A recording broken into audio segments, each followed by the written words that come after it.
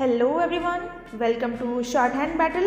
I am Divya and I am going to dictate you a legal passage of 840 words from Progressive magazine at the speed of 135 words per minute. So be ready for the dictation. 3, 2, 1, go. Thereafter, a similar request was made to the Speaker by Shri Dharam Singh, another member of the Vidhan Sabha elected as a candidate of the HJC to recognize the merger of the HJC with the INC and to also recognize him along with the other four legislators as members of the INC in the Haryana Vidhan Sabha.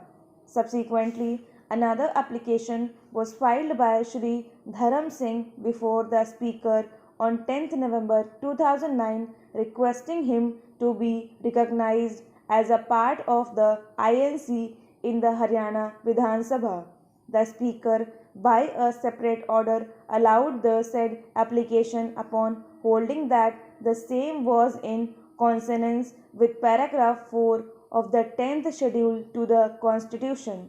Challenging the aforesaid orders, the respondent number 1, Shri Kuldeep Bishnoi, filed 5 separate petitions before the Speaker under Article 191 read with the 10th schedule to the Constitution of India and the Haryana Legislative Assembly Rules 1986 on the ground that they had voluntarily given up the membership of their original political party and had joined the INC in violation of the provisions of paragraph 4 of the 10th schedule. On receipt of said petitions, the Speaker on 22nd December 2009 forwarded copies thereof to the concerned MLAs, asking them to submit their comments within a period of 3 weeks.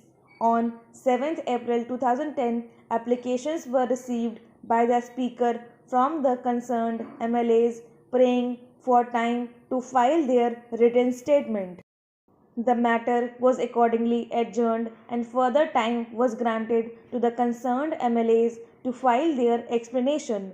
The respondent number 1, however, filed a writ petition in the Punjab and Haryana High Court seeking quashing of the orders passed by the Speaker on 9th and 10th November 2009 and also for a declaration that the 5 MLAs in question were disqualified from the membership of the Haryana Vidhan Sabha and in the alternative for a direction on the Speaker to dispose of the disqualifications petitions within a period of 3 months. Notice of motion was issued to the respondents on directing them to enter appearance and to file their written statements within 3 days before the next date of hearing fixed on 1st September 2010 either in person or through an advocate.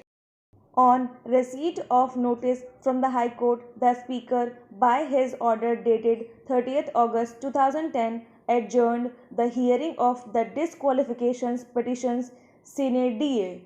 On 20th December 2010, the learned single judge of the High Court allowed the writ petition and directed the Speaker to finally decide the disqualification petitions pending before him within a period of 4 months from the date of receipt of the certified copy of the order, which direction has given rise to the question as to whether the High Court in its jurisdiction under Articles 226 and 227 of the Constitution was competent to issue such a direction to the Speaker, who was himself a constitutional authority.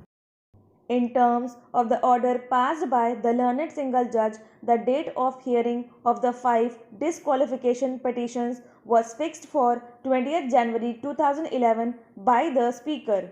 On the said date, Dharam Singh, one of the appellants before us, filed his reply before the Speaker along with an application for striking out the scandalous, frivolous and vexatious statements made in the disqualification petition. The matters had to be adjourned on the said date till 4th February 2011 to enable the writ petitioner to file his reply to the said application and for further consideration.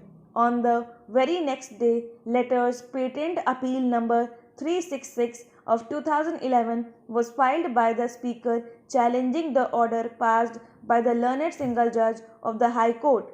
On 1st March 2011, the said LPA was listed before the division bench which stayed the operation of the judgment of the learned single judge.